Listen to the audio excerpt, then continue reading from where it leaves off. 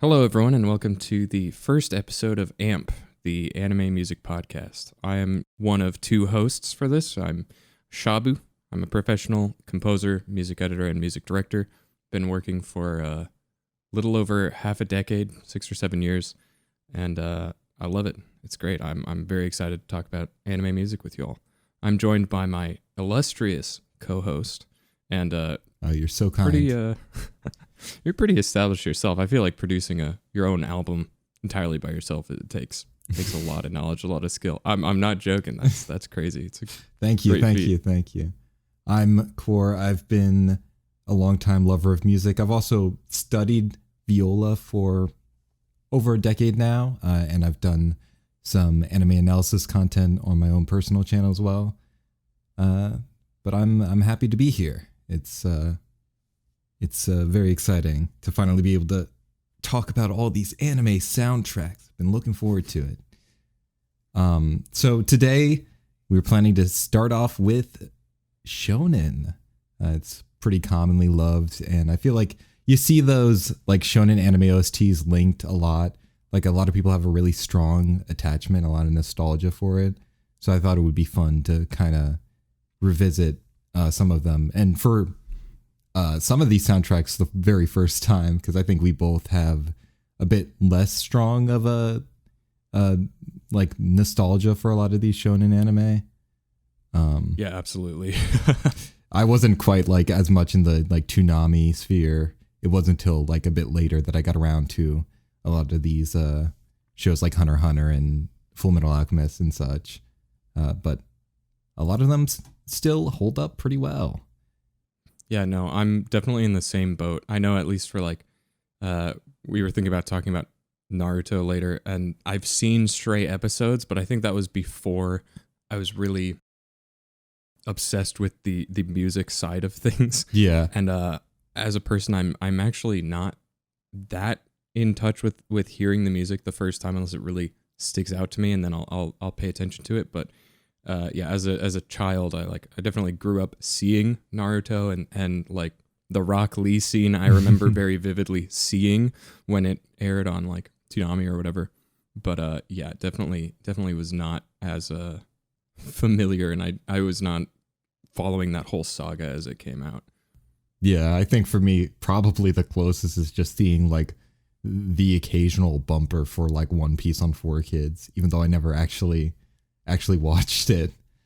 But I was thinking, like to start off with, we could start a bit more general, because I was musing a bit on how it's interesting that like the way watching a show with a soundtrack like that for like such a long period of time, I feel like you form like a way stronger attachment to a lot of the music. I mean, it's like the kind of what is that? The classic like Adam Neely meme where it's repetition legitimizes. It's like, yeah, repetition legitimizes. I believe there was I'm talking a bit out of my ass here, but I'm pretty sure there was actually a study conducted, and it showed that generally speaking, like the more you listen to a track of music, the more likely you are to start liking it or to like it more. It's like just like over time you get more familiar with the different elements of it, and your brain starts to, I guess, appreciate its construction. Yeah, I mean that makes sense unless you really hate it, and then it probably the repetition would legitimize your hate for it. But it grows more grating with every every repeat. And with Shonen OST, they definitely there is quite a bit of repeating. I guess I wanted to transition that into like my main question for you, since you have experience working on like actual productions, which was like, how would you approach scoring an OST like this? Because especially it's like so long, and there's like a very large, like usually a big contrast of like a lot of comedy and lighthearted moments, but also a lot of very, very dramatic stuff. So it's like, how would you approach scoring that as opposed to like a much shorter, like 12 or 24 episode show? Yeah, it's a really great question. And I will start by saying it's a little bit different. I have more experience on the shorter shows spectrum. I'm currently working as a music director on a TV show right now, and I have to do some of the composition myself, but I'm also working with a couple other composers on it. But I do have experience working in long-running movie series, and it's really interesting because I know that I can take my experience with this show and kind of my knowledge of how scores are created and whatnot, and you'd probably start like any other large project, right? Where it's kind of how do you eat an elephant? It's one bite at a time, right? And so you would focus on the first season, right? And there's a lot of uncertainty in that first season where you're like, okay, well, we have this first season. I don't know if we're greenlit for a second season. I don't know, whatever the production is, it's going to be different with each production, but you're going to want to cover the bases of what you have in that season. And the first thing you want to get down is any kind of themes that you want, and then a bunch of eclectic kind of stuff to cover everything else, especially in a show like Shonen, which has such a vast variety of different emotional beats that you want to hit, right? It's like you've got one scene where someone's dying, and then you've got a scene where they're calling Ed a shrimp for the 14th time, So it's like you want to build that sort of musical foundation for like the heart of the show, but then also make sure that you hit all the possible beats that might be needed for the other various tones that it's gonna execute. Yeah, exactly. And there's actually a really fun middle ground that people always forget about, because there is a lot of dead space in TV shows, right?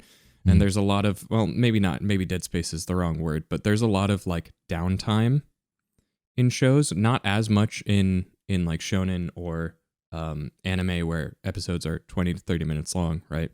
As opposed to a Netflix drama that's an hour long. You have a lot of space in something like that. Yeah, and they're only getting longer. Yeah, oh my gosh, yeah. But you still need those downtime pieces as well. And when you start thinking about this, you're like, wow, that's a lot of music, and all this music costs a lot of money to make. But the really interesting thing, I think, to tie it back in with something like One Piece, is that the show is so long, and you want to maintain this kind of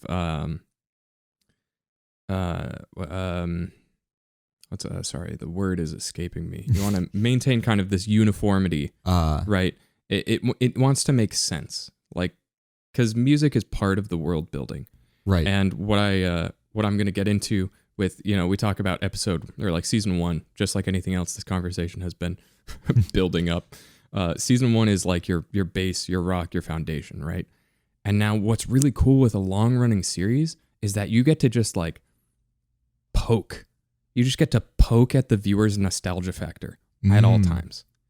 Because you have like all these sequences and stuff, and nostalgia is a hell of a drug. Like, you know that one moment that everyone loves and they're like crying and stuff, and you're like, you know what, if I took that same music and I played it here, ooh, that's gonna get a good reaction. Yeah. You get to be kind of like devilish in a way, That is kind of a thing that I think is really cool about. I mean, it's a bit of a mixed bag, since I think particularly with I think a lot of like Western media where they're reviving old franchises, it feels sometimes almost cheap when they keep reusing the same themes and the same sort of iconic musical material over and over again. But like with a long running show specifically, because there's these like key songs or themes and variations that get reused so often, it's like every time it's used, it's like you're adding like context to that piece. You're adding a little bit of memory and emotional like value to that piece, and every time it plays, suddenly you're getting all those feelings from not only like the scene you're currently experiencing, but all those times it played before. It's like a really like uniquely powerful element of like long running storytelling in like visual, in like anime and in TV shows and movies and stuff. That's like so powerful. Yeah, it's so much fun. It's so cool too because you know there's kind of a moment. I've been doing this a lot on the show that I'm working on currently. And you have that a really strong main theme. My main like composer did a really great job with the main theme, and whenever I get to use that or like use one of those pieces that really prominently showcases that, you know it's like, oh, it's right here. And I feel like that's really cool with shonen and long running anime and stuff, is that everything is built from a library, right? So when you make a TV show, especially this is true in anime, your stuff is generally not scored. And what I mean by that is it's not written to picture. It's usually written quite a ways beforehand, and then music director, music editor will actually put the music to the show. I know you know all this already. I'm just kind of explaining for laying a don't. baseline. But yeah. But the thing is that like one thing you have to keep in mind is that library builds every season, right? Mm-hmm. You can use tracks, oh God, I'm not going to get into this. Licensing permitting and, studio director permitting, you can use every track that's ever been written for this series, right? And your library of very finely tuned emotional beats and stuff like that just gets more and more vast, and you're more and more equipped for every situation. Yeah. No, that is an insane level of potential. Because you look at some of the like final soundtracks for these long running shonen, and it's like hundreds of tracks long, which is like kind of insane to think about how much music that is. Like the fact that I look up like Bleach, like best of OST, and the best of is like several like over an hour long YouTube videos. That's just the highlights. That's not even like the whole thing. Though I imagine that becomes a lot of a. I know for some series, for instance, Hunter x Hunter, which we'll get more into later, I think has specifically a bit more of a distinguished musical identity for different arcs, where particularly Chimera Ant arc, where the style of the music changes a lot. But for shows that are a bit more consistent in trying to utilize all the music all the time, I can imagine that would probably become a lot of work for like the music director in terms of like how much you have to choose from. Something else that's very unique.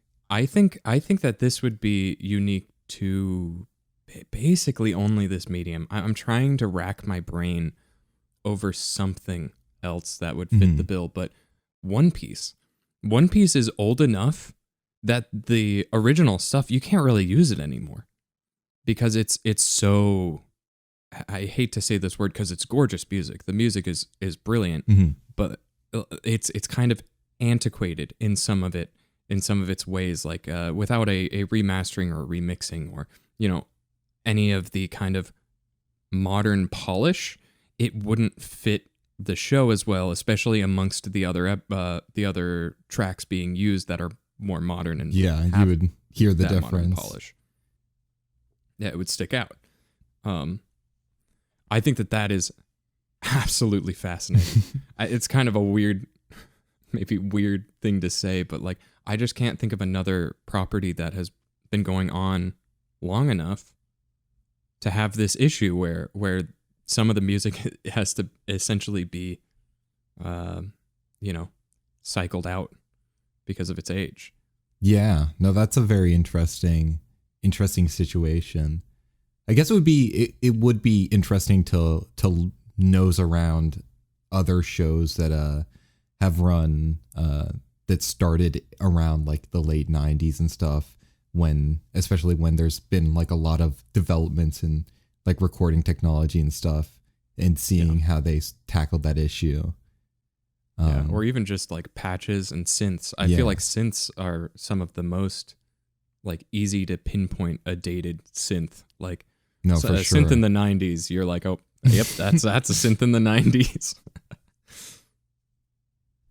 But with that all said, that bit of a more general preamble, I think now might be a good time to get into some more specific shows. So I guess since I started the conversation off, is there any series that you would like to maybe introduce and we can discuss for a little bit? I'm trying to debate whether to put myself or you in the hot seat. I think I'll put you in the hot seat. Okay, okay. I'd say go with the one you're most comfortable with. So I know we have a couple on the list that we do want to talk about, and I'm kind of curious to hear. Actually, I'll pick for you. Sorry, I'm gonna take that choice away. But I want to hear some more about Hunter x Hunter. It's one of the soundtracks that I'm like comfortable with, and like Kingdom of Predators. Literally everyone knows Kingdom of Predators, right? It's so iconic. But I want to hear more about it from your perspective, someone who's seen the show, because I know I still haven't seen Hunter x Hunter. I'm gonna get so many comments. But for me going into it, I watched the show a bit more recently. I think it's been over like maybe a couple years, or at least over a year now. But compared to a lot of people who watched it pretty early on in their anime experience, that's a lot more recent. And it did really strike me, like the soundtrack it's so present, I guess is the word I would use. Like, especially all throughout, and to some degree, I think it's a bit of it holds back a little bit, just in terms of there's very specific things that the show does. There's the music that happens when a character is having an inner monologue, and that's always just the same like track. But it's a great track. It's a great track. I mean, if it's a good track, use it, right? And to a degree, it almost self-memifies it, because the relationship that you have between the concept it's used to represent and like the like music itself is like, you can play that music and it almost immediately adds that effect to whatever the setting is, which I think is part of why like that song you mentioned is like so common in the memes. And I think a lot of Hunter x Hunter music is really good for that. And I really love, I guess I'll go straight into this because it's probably my favorite part, besides how stylistically diverse the soundtrack is, which is the musical shift in the Chimera Ant arc. Because there's a very like sharp shift in tone, and the composer Hirano Yoshihisa, that's his name. I'm double checking. Yep, that's his name. Gotta give credit where credit is due.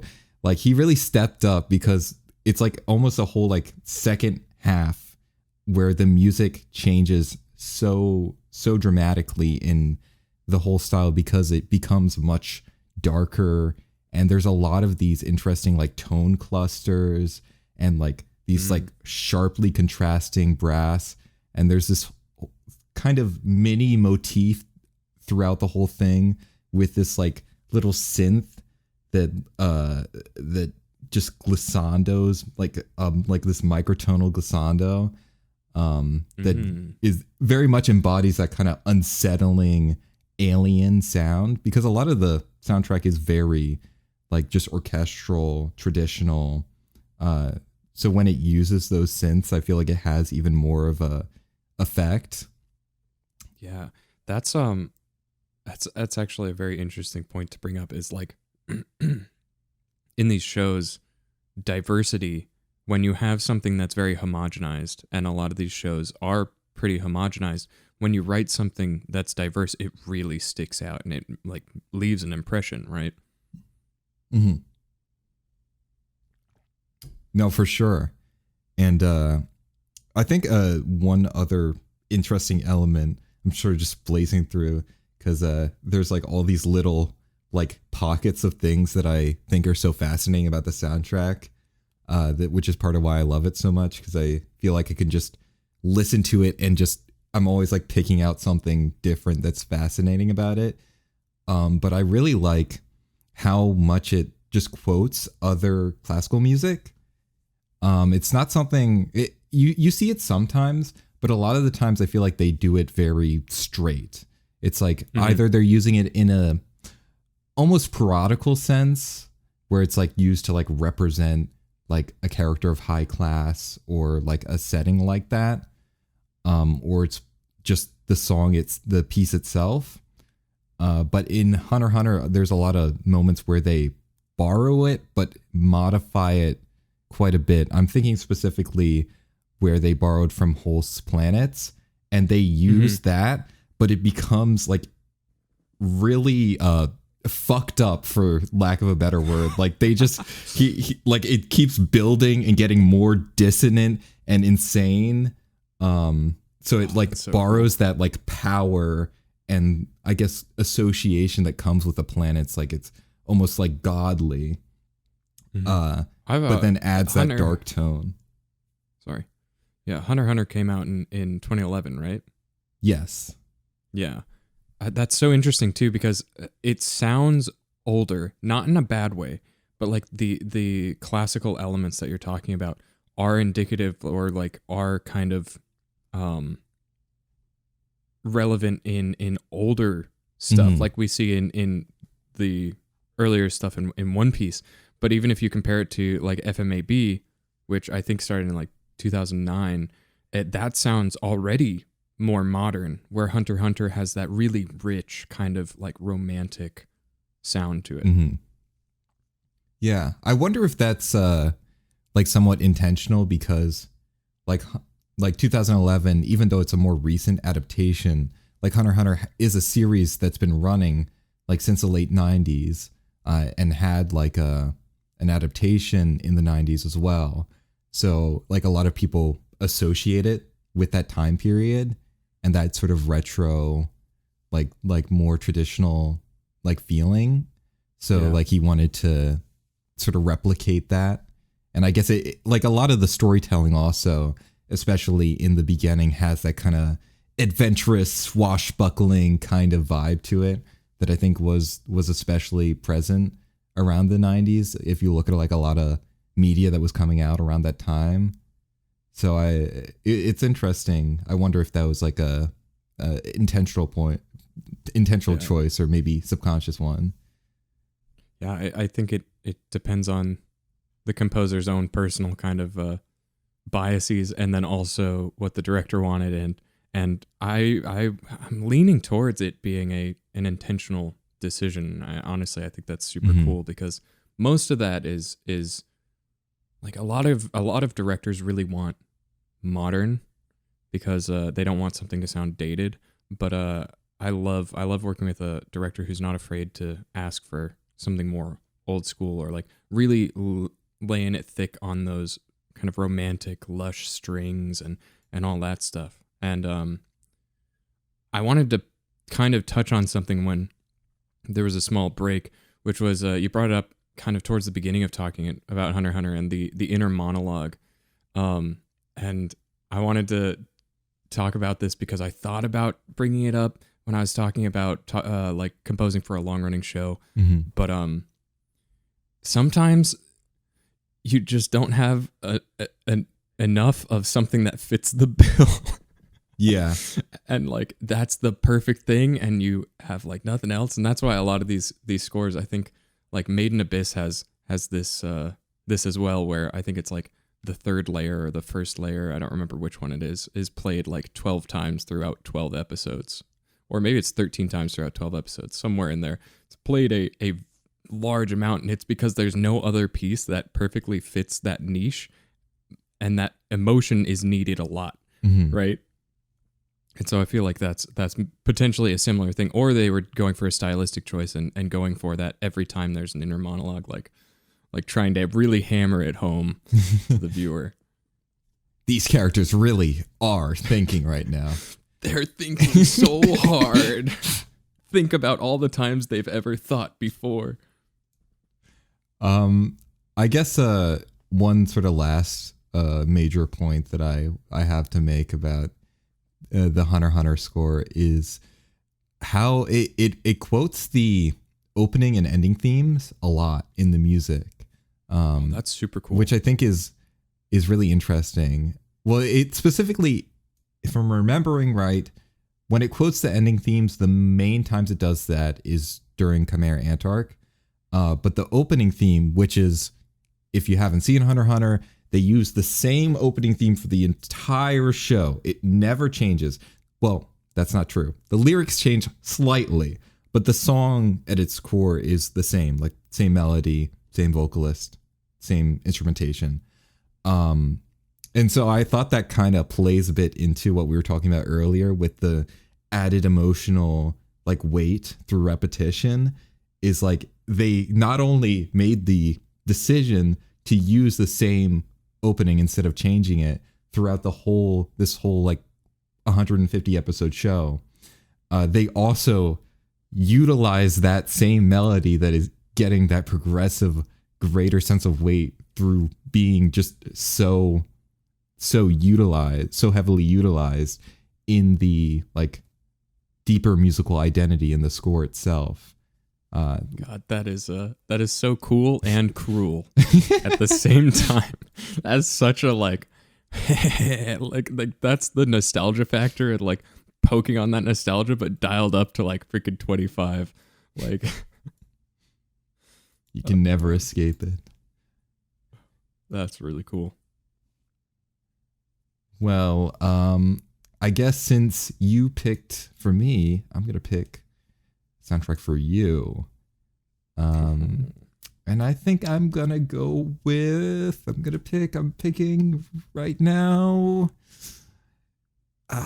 I'll have to give you Fullmetal Alchemist Brotherhood. I know you love it so much. Oh, I do. I was expecting Death Note because the Hirano thing, but we'll have to come back to that. That would have been a smart transition, but I'm not a smart guy.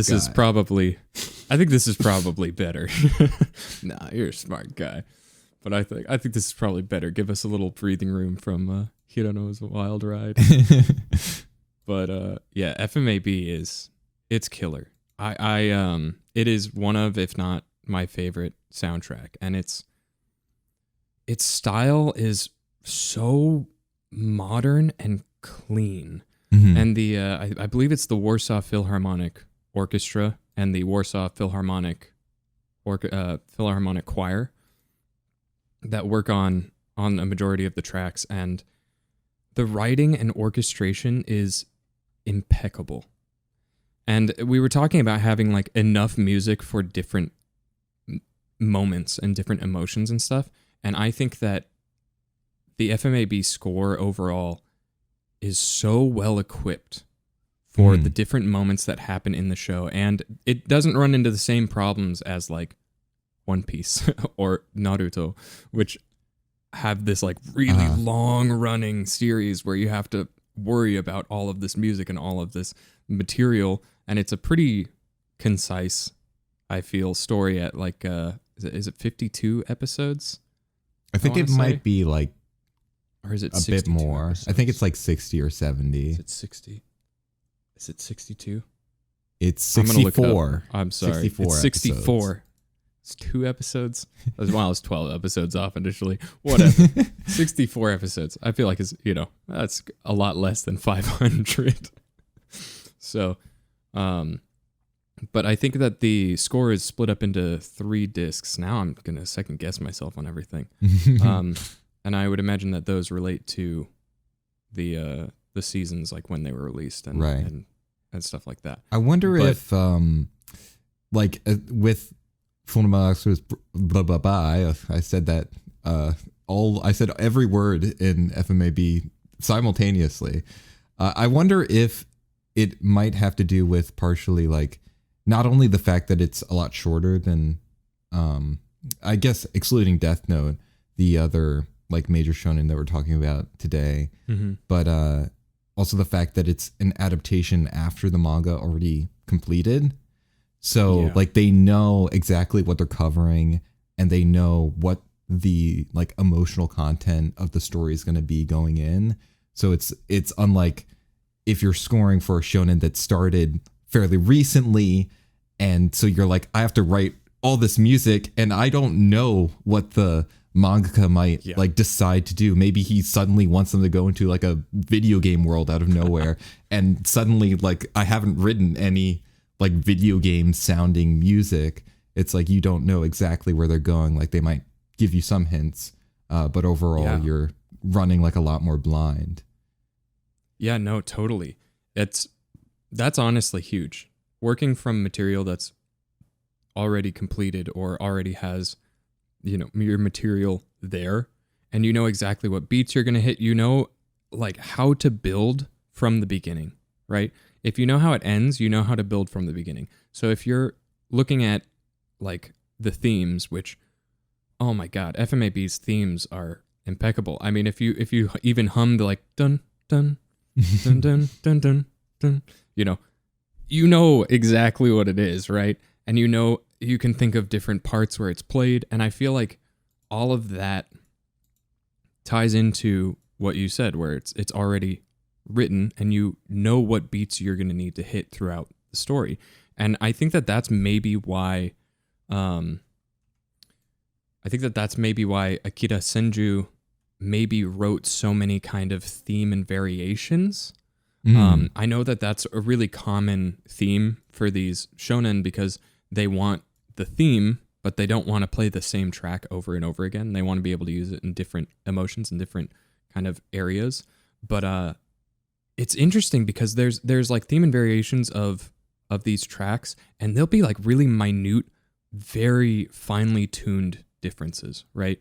So the difference between just having the Warsaw Philharmonic Choir or not having it makes a huge difference in the feeling. I'm thinking of like the Alchemy or I think Trisha's Lullaby is the other one that has the choir.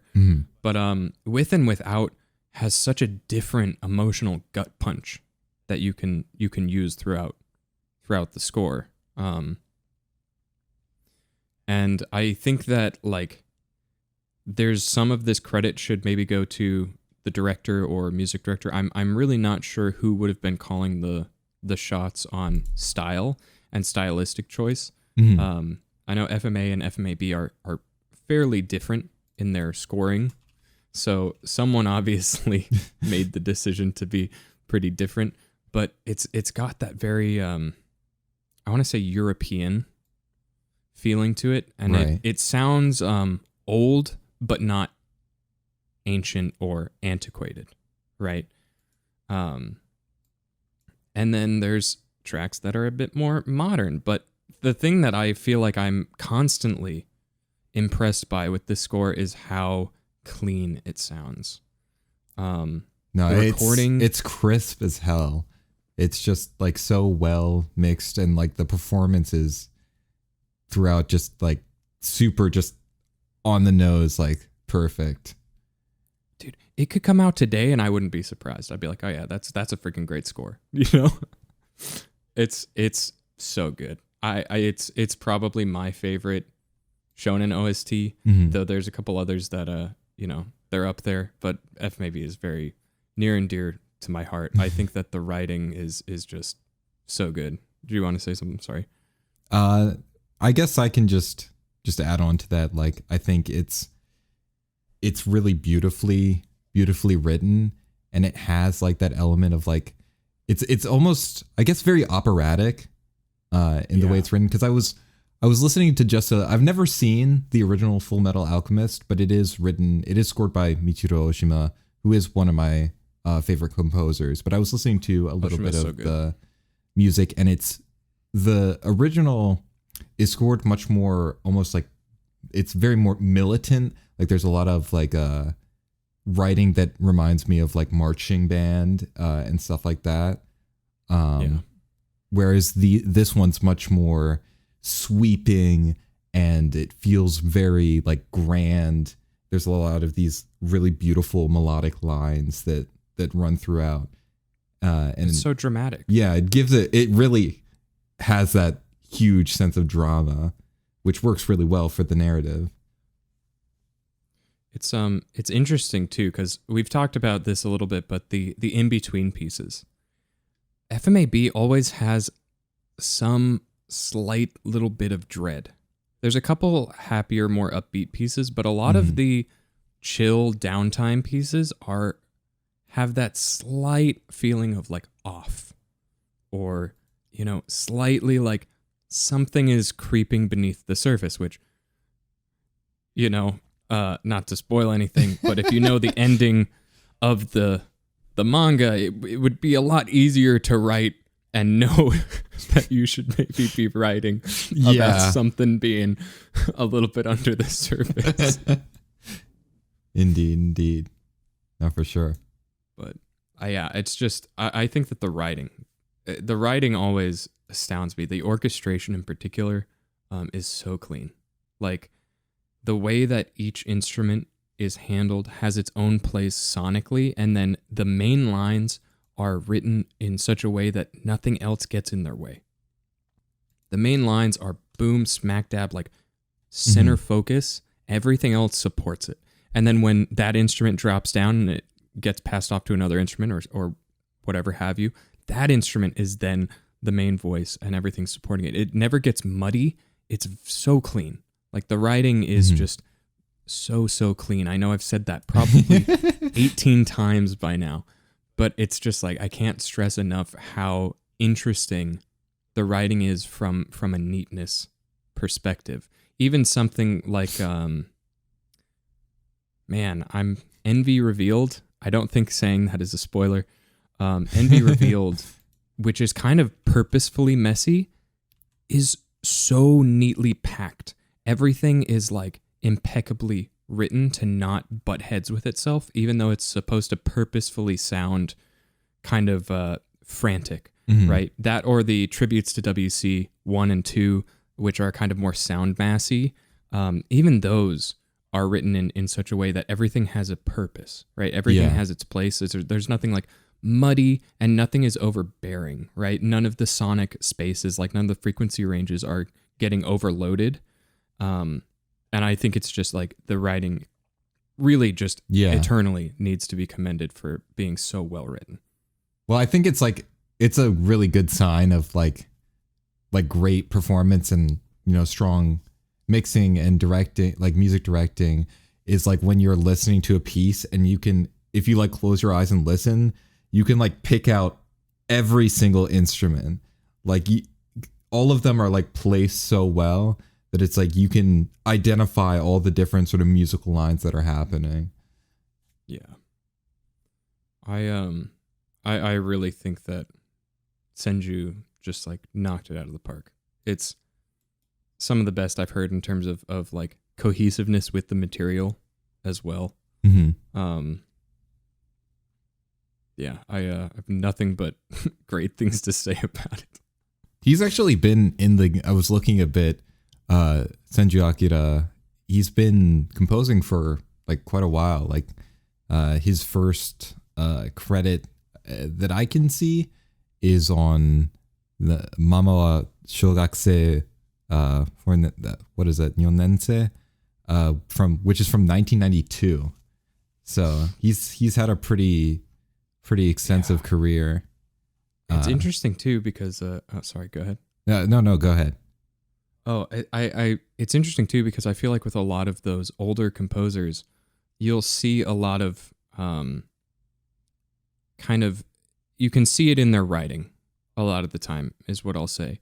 But Senju in 2009 sounds like a young buck, like it sounds like a fresh composer who's writing something modern. It sounds modern, and I think there's only a couple pieces where I'd kind of pick it apart, and those pieces would be the less like FMAB sounding ones, and the more like Eastern sounding ones when they're trying to emulate certain styles. Right. I think it doesn't like fall apart. I think it's still great. I just think that those are not quite as strong as the very, I feel, European heavy tracks, because they tried to kind of Europeanize some of those tracks, and I don't know if it's my favorite thing on the OST.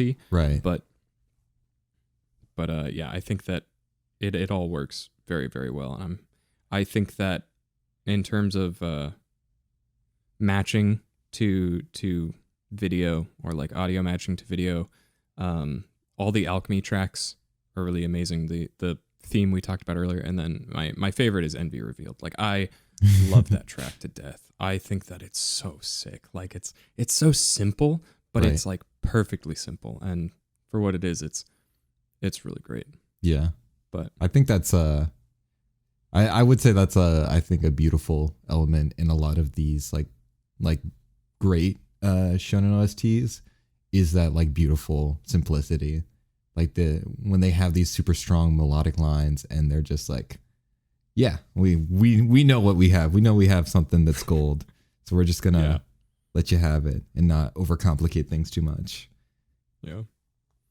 All right. Well, I think I have hogged up the mic for far too long at this point. So if you have something you want to say about FMAB, then you're welcome to, or you can decide what score we should talk about next. I think we've praised FMA to high heavens enough for today, at least. Yes. But we can move forward. I guess I'll pick the other soundtrack that I think I'm like pretty equipped to talk about at the moment, which is One Piece. I haven't seen the anime in its entirety, but I did originally start watching it before I moved towards the manga, which is where I am right now. But the soundtrack is like super, super memorable. Like, even like still like in my head is just dun dun dun dun dun dun dun. Like that's always somewhere in the back of my head, floating around, ready to spring out at any moment.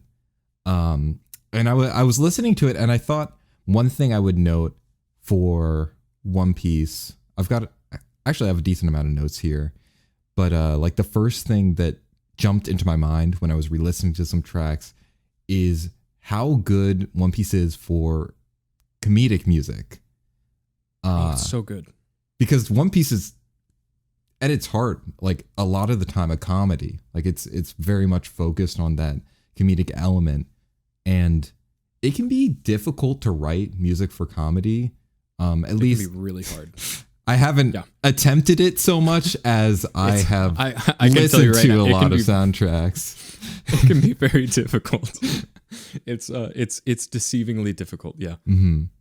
Because it's hard to write something that will match that kind of pacing that comedy has, since there's these natural sort of swells and falls that come with the way comedy works, that element of surprise. So it's hard to match something like that.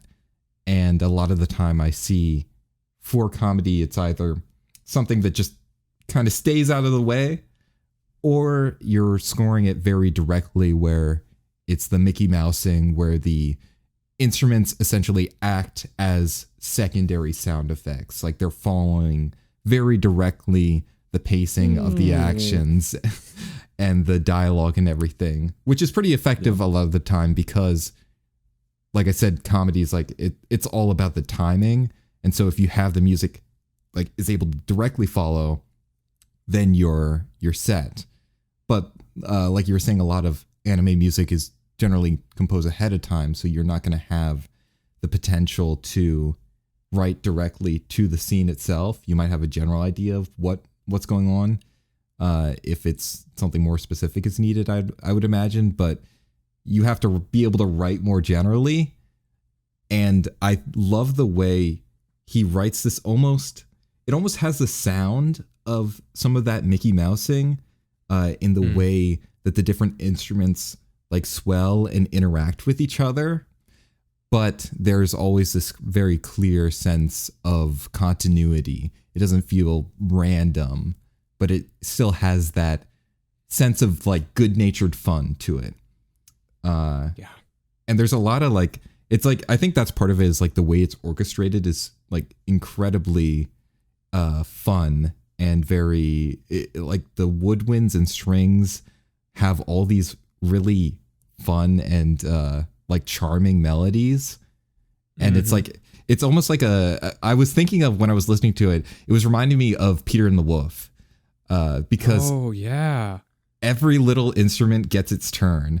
Like they'll all be doing these things, and then like the oboe gets a melody, or the violins get a melody, the violas, the cellos, the flute. It's going all around, and everybody gets as I was listening, I was thinking, man, I would love to be in the orchestra, because it sounds so fun to play, because there's all these really cute and charming melodies and counter melodies that are constantly rotating around. Dude, I hadn't even thought of that. That's so, like, thinking about it though, you saying that, it's just like, oh my God, that's so accurate.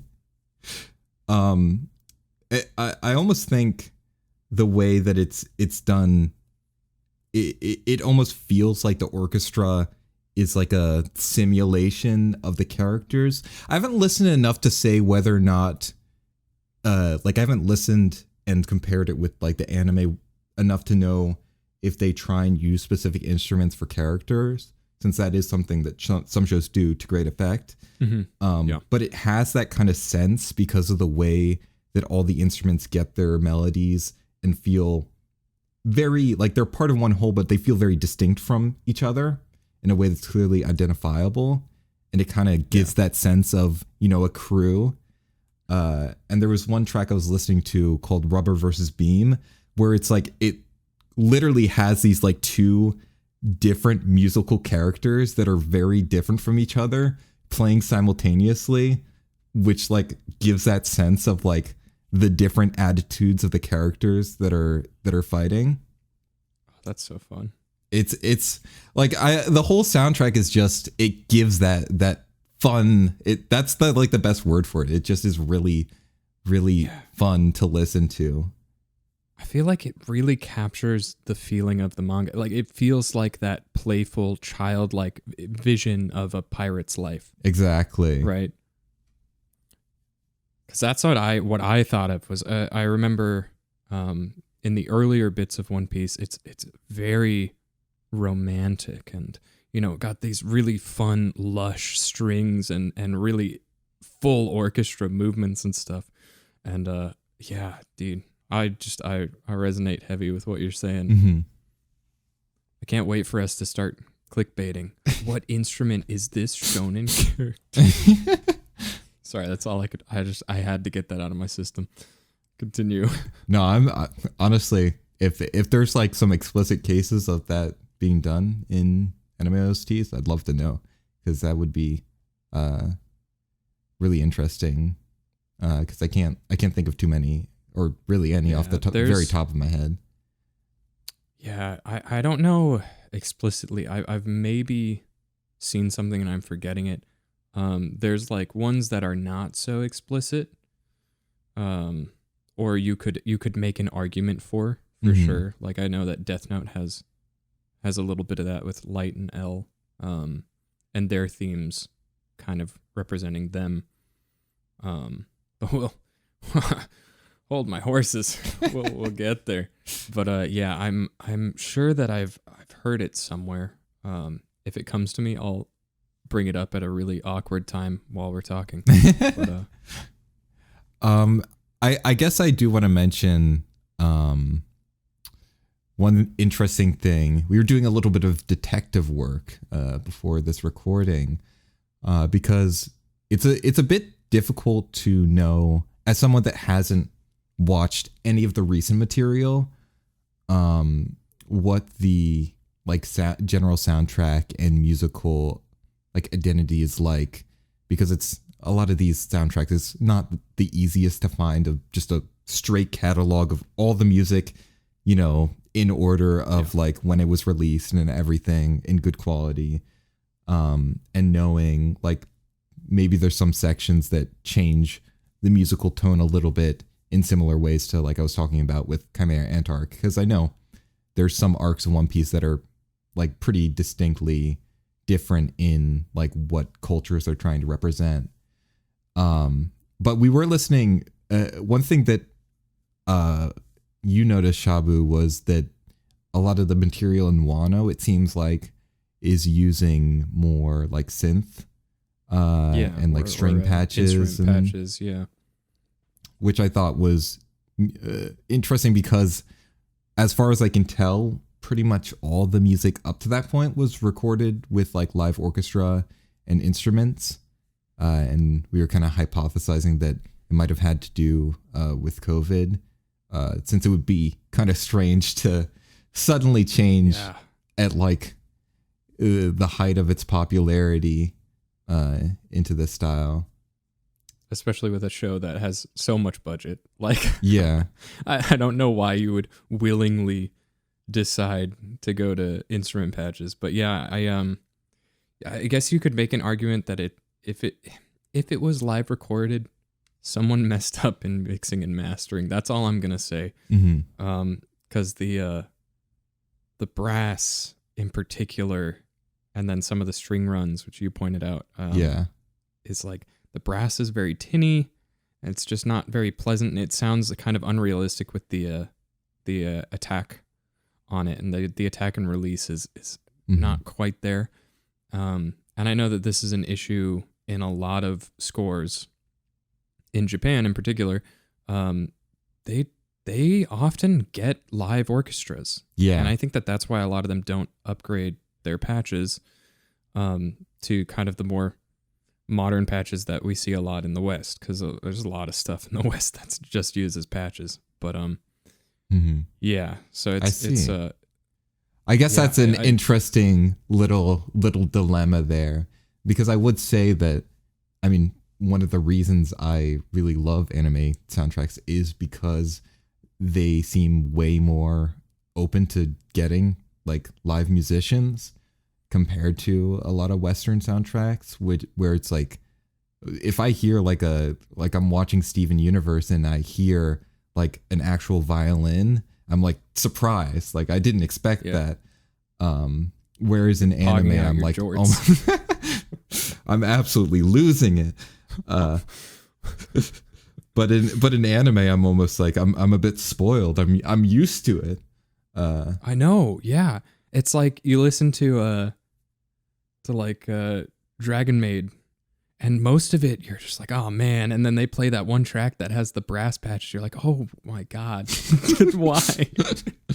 It just like sticks out so much because like you're so used to hearing live music or like live instruments, live orchestra, and it's really, we're really spoiled in that regard when it comes to anime and enjoying the medium, because they also seem to get a lot of really interesting creative freedom when it comes to writing. There's a lot of really unique and interesting exploration of music and different styles and stuff in the genre, or not in the genre, in the medium as well. No, it's incredible.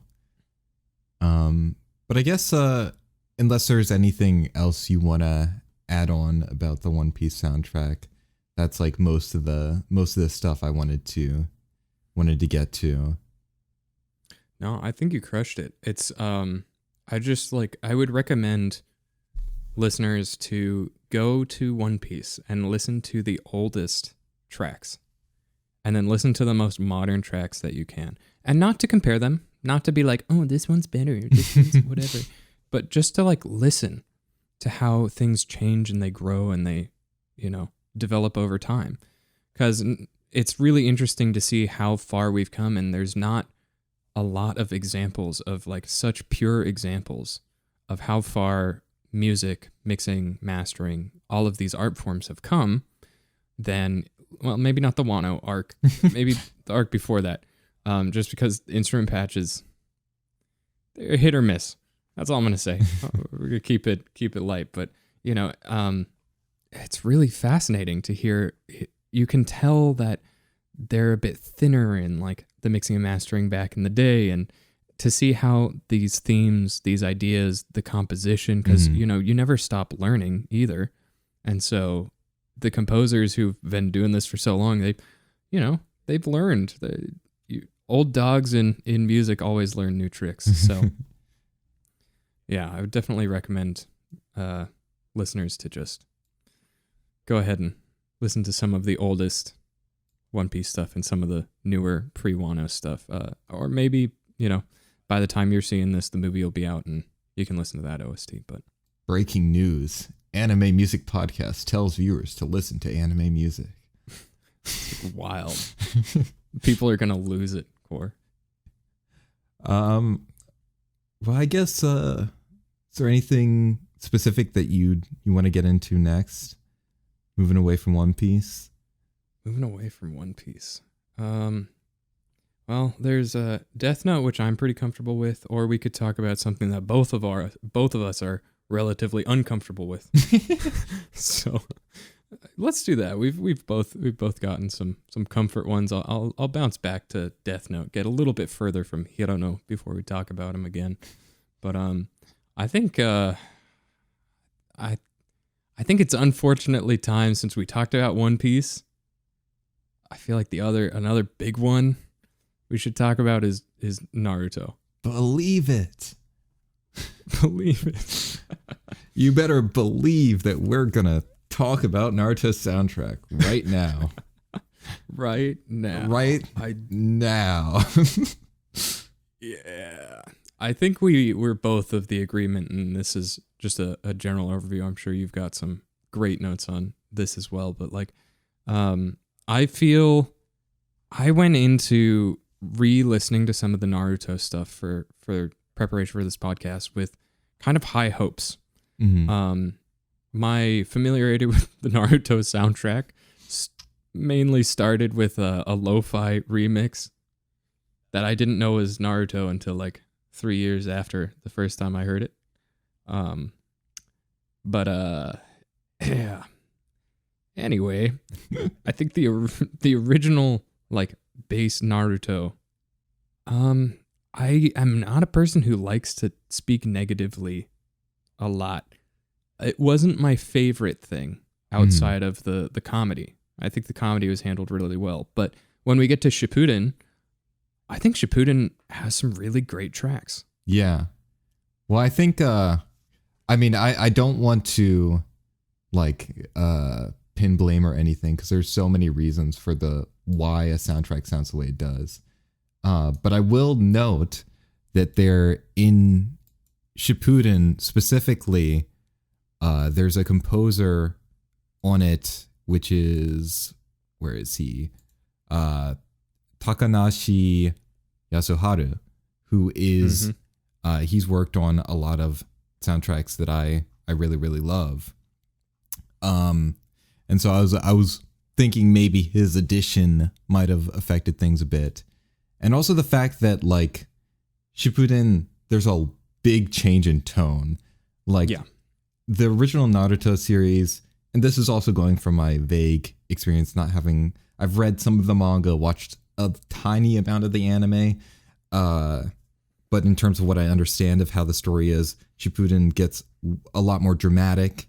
It's way bigger in scale, whereas Naruto's more, it's a bit more lighthearted, and so there's a lot, like when there is action, it leans more towards this mix up of like rock and traditional Japanese instruments or like Asian styles, but it kind of sticks with that. Whereas in Shippuden, I feel like it lets itself get more, I guess, nuanced in the emotions. Like everything in Naruto is very, very on the nose, which I think is like, if that works for you or if you grew up with it, it's like, that's why it's like super, like all the emotions are going to be super strong, because it's like, it is full force with what it is being.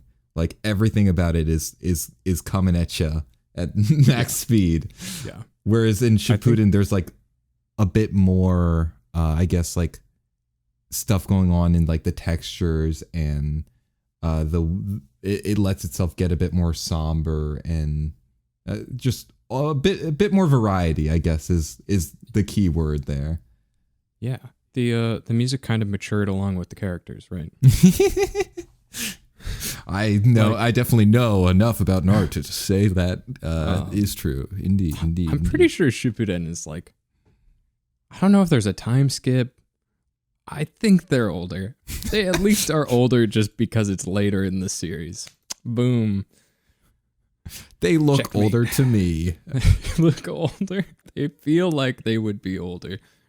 But no, yeah, I think Naruto, the original OST, like barring nostalgia or a real affinity for the style, it just didn't have the it doesn't have the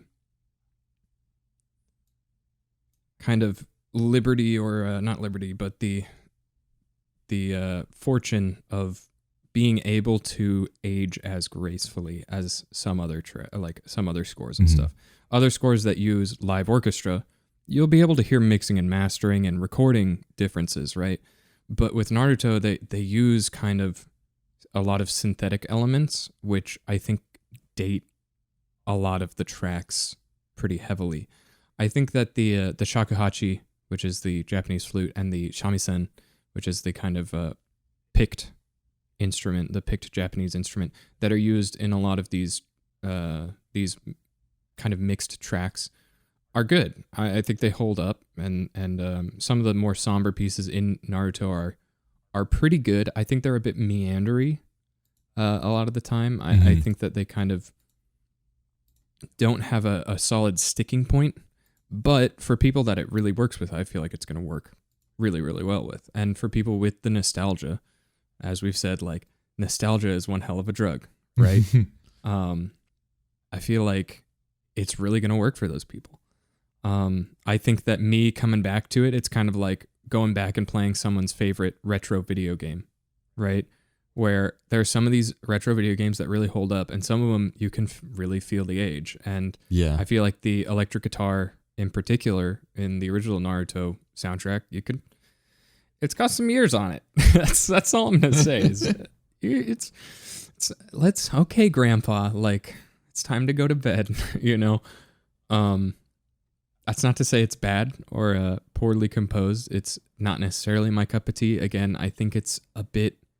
I'm trying to think of a way to say this that doesn't sound harsh, like because my instinct is to say juvenile, where I see a lot of stuff that like younger composers fall into, which is these very meandery things with very short melodic phrases that don't really go anywhere or don't pack that much of a punch, or it's like a simple, overcomplicated, but also simple somehow problem. I don't know if I'm making any sense, but in Shippuden, there's a lot more maturity, and it's not just because it's orchestra. I would like to dispel that thought now, but because the writing is more subdued, right? It's got more of a I don't know how to say it, but it's got more of a maturity to it. I feel like the melodic lines are more well supported. I think that the support is more well written. I think that it's a lot less like wall of sound and a lot more really delicately crafted and thought out. And that kind of methodical writing is something you can hear a lot more in the Shippuden track, I think. Yeah. I think that. Oh, sorry. Go ahead. I was gonna say, I think like it's also partially like the textures that I find used in Shippuden, to my recollection, are a bit more interesting, because we both generally like the comedic tracks the most, and I mean, they're great. I think like a lot of the comedic tracks are honestly just, they're so much fun. Like, they're so like unabashedly goofy, and there's all these really interesting contrasting sounds, which for me is part of what makes it so much fun to listen to and so interesting. You see all these like different textures and musical ideas going head to head, whereas when there's most of the action music, it's very, very samey. And I think it develops a bit going into Shippuden. And I want to say that like it's not, it might have something to do with choice of direction from the director or music director, or there's so many different reasons, because like, for instance, the composer that's like primarily credited on the Naruto soundtrack for the first season, he's also works on Shippuden, but alongside some other composers, is Masuda Toshio, and he composed a soundtrack for Mushishi, which is one of the like most beautiful and like emotionally nuanced like soundtracks for an anime that like I can think of. And like it has a similar element of also utilizing a lot of traditional like Japanese instruments and musical techniques and like styles, but is way more thoughtful about it. Whereas in Naruto, a lot of it almost sounds like the way a foreign composer would interpret like musical stereotypes of Japan. It's interesting because I totally agree. And I did have a thought that I think it actually might be a director thing, because we do hear this change in Shippuden, and then we do know that like Masuda Toshio and like Yasuharu Takanashi are like both great composers. But I think that it might actually be a directorial thing, because I know that if I was told to write like the original Naruto soundtrack, I'd probably write something that sounds pretty damn similar. Partially because I'm not as comfortable with that style as something, more classical or like more orchestra driven, right? And if I was being told to write in another style, which happens often, I know of at least one other person who's had been told that they have to write in like a symphonic rock style, and they weren't comfortable with that. And it's, you're obviously not a native to the style, and it's going to sound like it to some extent. Maybe not to the average viewer or average listener, but to people who are listening for it, they'll be able to hear it. And I do kind of wonder if that's a little bit of what happened, plus the aging of some of these synths and stuff. But yeah, I think that I will say Shippuden's score would not have worked for Naruto, the original series. Yeah. Because from what I remember from watching the show, when I was younger, is like it's way more light.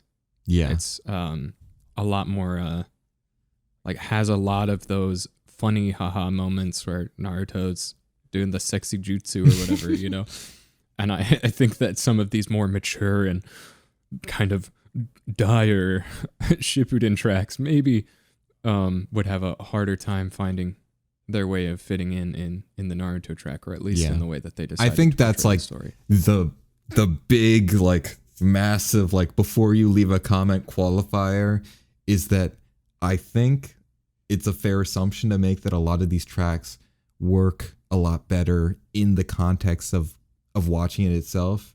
Actually, I remember you yourself had specifically mentioned that even though a lot of these don't like stand out super strong on their own, that makes a lot of sense if there's a lot of dialogue over top of them. They sort of just they set that vibe, the actiony, very very Japanese, but having that gung ho youthful attitude. That's very much what all these tracks do.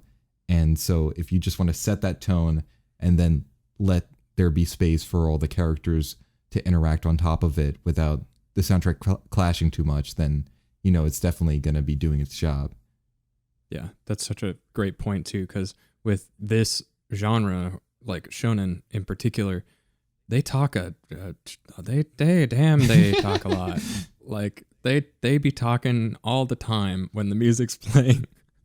And I know that for me, like a note I'll give to my composers often is like, guys, this is incredible. This is great stuff. Do you mind pulling back the high strings a bit because there's dialogue happening here. You don't want it to get too distracting. Yeah. And I it's such a kind of quandary you run into when you're writing the music before the thing is out, because you're like, I don't know if there's going to be a dialogue over this. And if you're looking at a shonen, you're like, there's going to be dialogue over all of this.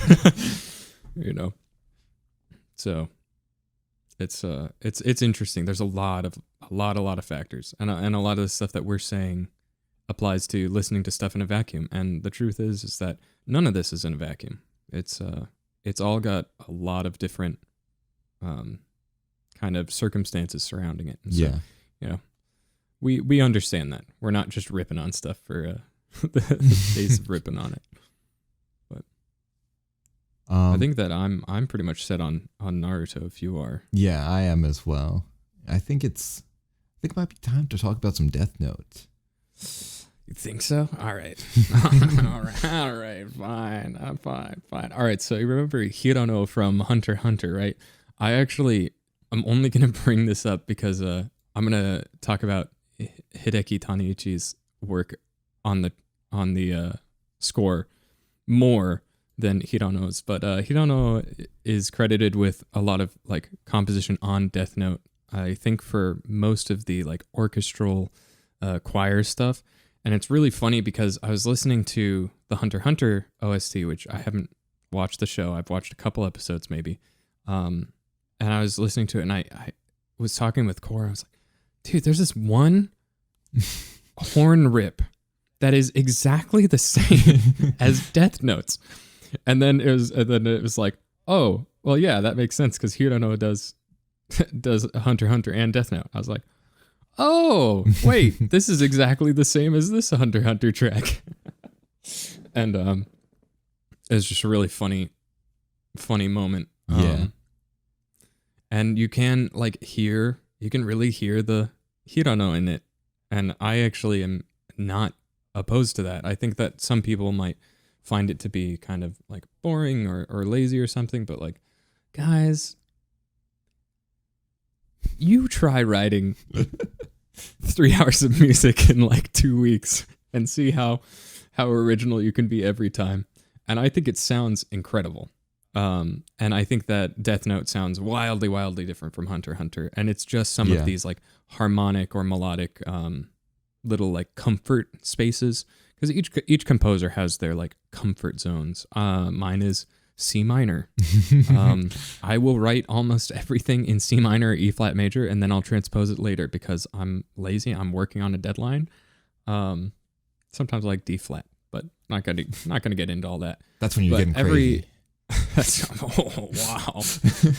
But like every composer has these kinds of comfort things, right? So they really like this chord progression, and they know how to write over it and stuff like that. So you're always going to find similarities or parallels. And that being said, I think that's always just a fun thing. You know, you see the different, preferences and, those things are the little footprints of musical identity that you can sort of pick up. Like, oh, this was scored by that guy. Like you can tell. And I think that's just super fun. Yeah, I agree. I think that it's a problem when the composer can only write one style. And that's when it starts becoming a problem, when every score they write sounds like that one score, that you know them from. Hirono does not have this issue in Death Note. And I love the scored sections, and I love that they have this intense kind of at odds with the more grungy electric guitar band sound. And so it really stands out, and this is going to sound cheesy, but it's almost like Ryuk and Light, and how they're kind of, there's the god of death and then Light, right? And the god of death has this kind of cathedral, choir, orchestra, otherworldly, whatever. And then when Light and L are elevated, or they have this shot where they're on top of the skyscrapers and all this shit's happening and it's got this intense orchestra music, it very clearly sets a huge divide between those moments and the moments where you hear like L's theme or Light's theme, which are incredibly fascinating in their own right? And one thing that I want to bring up with like Hideki Taniguchi or the electric guitar band sound is when anime use bands or use like a band sound, it ends up almost always running into this, I don't want to say problem because it's not really a problem, but it's an interesting compositional difference from normal, which is you end up writing like songs. And what I mean by that is you'll end up doing a lot of repetition, and or you'll end up writing in somewhat like verse chorus structure, or you'll do like part A, part B, part C, part D, and those are just like a build, right? But it's all very like chunky in like a chunks kind of way, and not bad. But it's interesting because you can hear a big difference between that and like a composer making a score for it. And it sounds more like a band writing a piece than a score, like composer writing a score. Mm-hmm. And that means that their usage is different, because when you do music editing or music directing, it can actually be pretty damn difficult to use those. Because when you think about it, you're like, okay, well, what note do I enter on? If I need 48 seconds of music and this track is 1 minute and 23 and it's this one cohesive song, how do I enter with that, right? And so what we end up having is a lot of Death Note having a shit ton of music, if I remember correctly. I'm hoping I'm not just talking out my ass.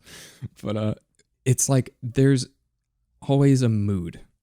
Interesting. Right? And the music can kind of come in and out at any point, which means that they don't have to worry as much about like, okay, I need this to come in and cut out here. They are a lot more like able to explore that. And they do have L's theme and Light's theme, and they'll like repeat and stuff. And the nice thing about that is L's theme, for example, is super modular. And what I mean by that is that it's got chunks, and those chunks are very easily able to repeat, which is nice, right? Whereas like some of these other more electronic or more electric guitar heavy tracks have like this reverb on it, which makes it really hard to cut and repeat. But L's theme and then Light's theme to a certain extent as well is a bit cleaner on the electric guitar until later when it builds up. But I know I said that I was going to talk about L's and Light's theme a little bit. You could make an argument that L is represented by the piano in L's theme and Light is represented by the guitar in Light's theme. And you could make an argument. I'm not necessarily saying I'm making this argument, but you could make an argument, and I think it would be feasible, that L's theme is more mechanical in nature. And I know it, I don't remember exactly what it is. I think it's 13, 14. There's 13 beats in L's theme and then 14. Oh. It's really awkward. And what I love about it is that you want more every time, because like it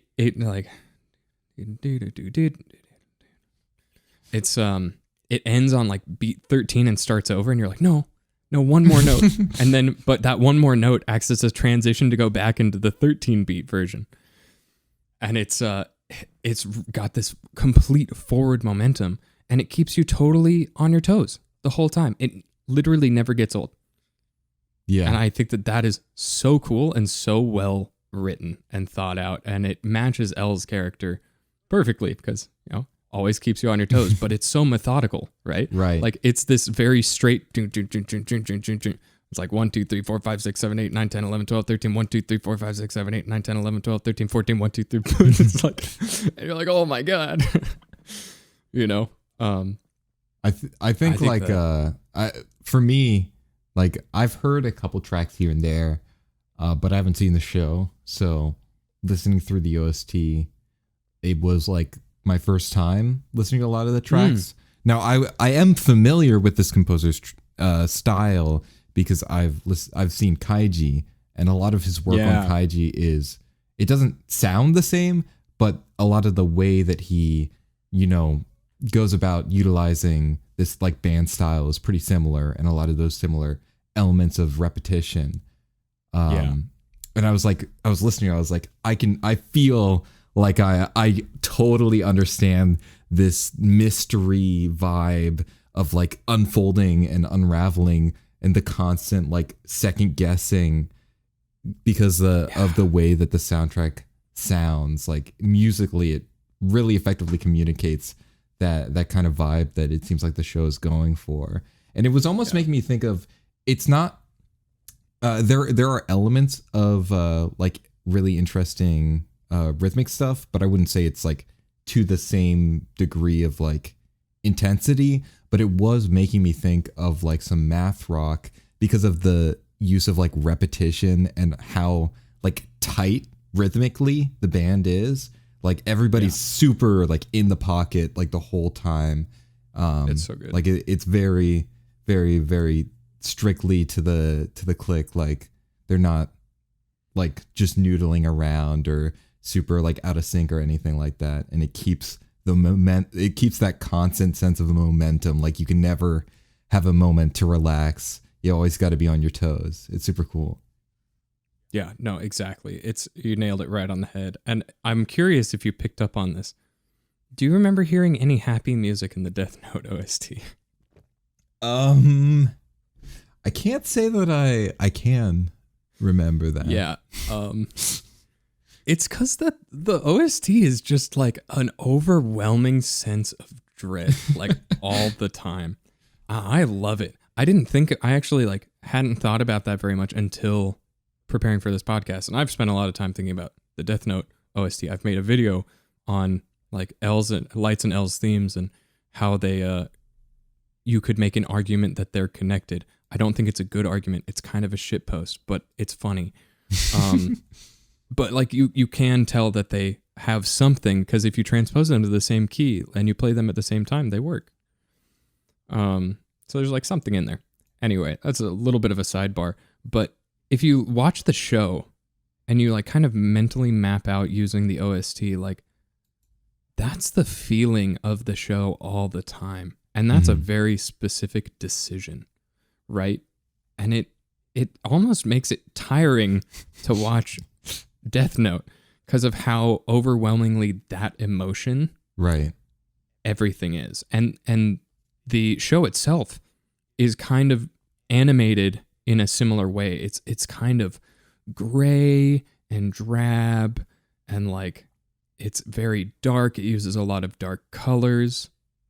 There's very specific instances of lighter colors being used. This is just off the top of my head, by the way, so take it with a grain of salt. But I know that like L's jeans being kind of this bright blue, or like Misa's red lipstick come to my mind, was standing against the kind of gray and darker tones. But what I'm saying is that like that's the music. Like the music is the gray, of the world. Right. And I think that that's really interesting and further alienates the orchestra and choir pieces and kind of exalts them and puts them even further beyond, right? It's like and then it accents that contrast like even more. Yeah. And it's really neat. But that music's also still like really dark and kind of depressing. And then you have the electric guitar, which Light's theme is kind of clear, but it's still a bit washy, a bit like reverbed out. And a lot of these tracks are like either overdrived with fuzz, or they have like heavy reverb, or they're the orchestra or whatever, which makes L's theme really fascinating as well, because it's a really sharp, like, and I mean sharp piano sound. Like it's a very hard piano. Right. And the EQ is pretty high register. I feel like there's some high register boost on there as well. And that also stands out. So they've done a really good job crafting their different soundscapes because there's like something interesting that elevates something, like in L's theme or Light's theme or the orchestra music or the choir music, and kind of separates it, and each thing has its own niche, but they all are very thematically consistent. It's like not it's thematically, able to capture that tone.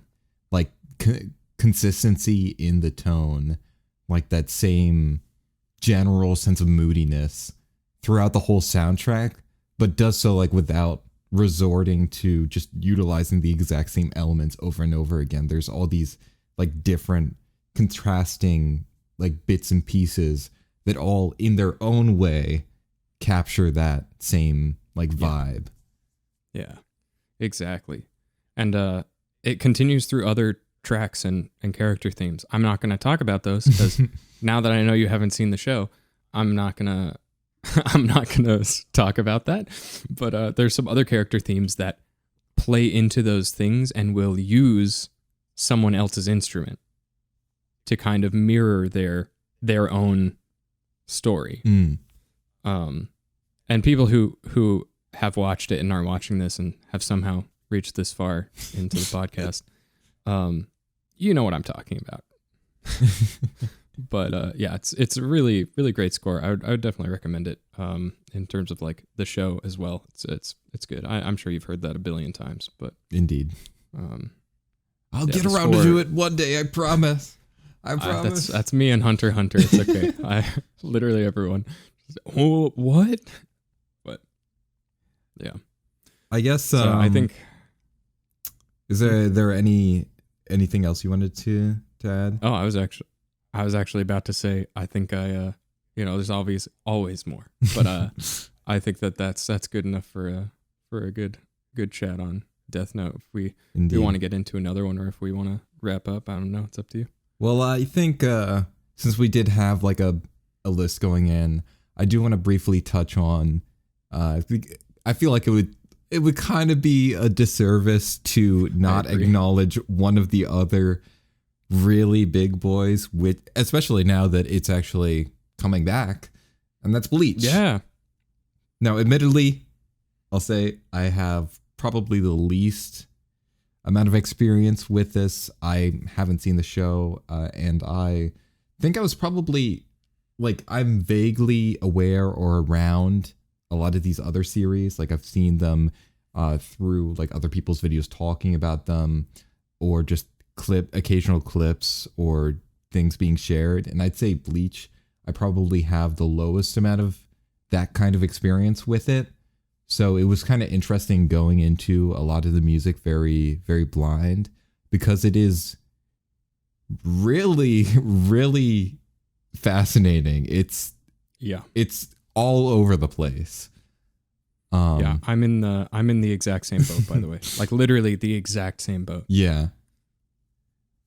Like I guess I'll mention like just a couple things that I thought were pretty interesting about my brief sampling, is that there's all these I guess that's really the word for it, is diversity. I think I mentioned specifically that when I was listening to it, a lot of the elements that I liked about it were similar to things I liked about Hunter x Hunter, in the way that it approaches having all these unique elements. Because I clicked on one piece and immediately I'm hit with this like absolutely like captivating Spanish guitar, and then I go somewhere else and it's very, very traditional, like operatic strings with a choir, and then there's one track that I listened to where it's got that choir,